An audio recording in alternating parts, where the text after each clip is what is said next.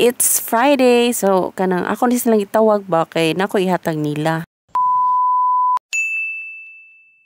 Kay hapit na ma-overripe ang banana nga akong gipalit gikan sa merkado. Nakahunaw-na ako nga maghimo ko og banana bread. So suway-suway ra gud nagkapi-kapi ra ko sa recipe sa kanang uban. Diya kay duha man kapan ang akong nahimo. Ang usa kapan ako ang pakaon sa akong family kay para snacks. Diya ang usa akong gihatag sa mga mulabay diri or mga estudyante diri sa balay. So kay namay nag-standby at bang sa mong balay kay namay magparking og motor diri at bang sa amo. Ako silang gihatagan. So mo ni sila madyo na lamang makatabang sa ilang pang snacks. Di jud bitaw lalim no nga muskwila ta nga gutom bitaw ta.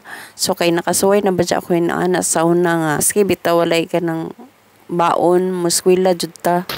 Mangayo ko na sa Labatay. Sakpayan.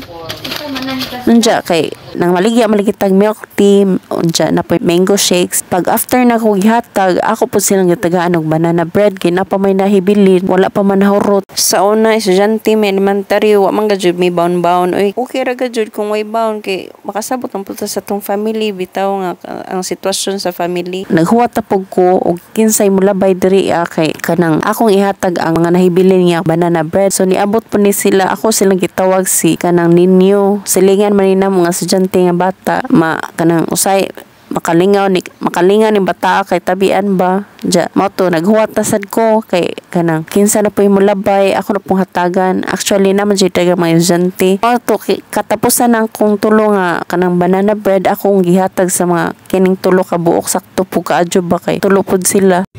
So ang katapusan akong tulo ka buok nga banana bread akong gihatag ani nila. So karong adlaw perti na akong lipaya kay bisag gamay nakatabang ta.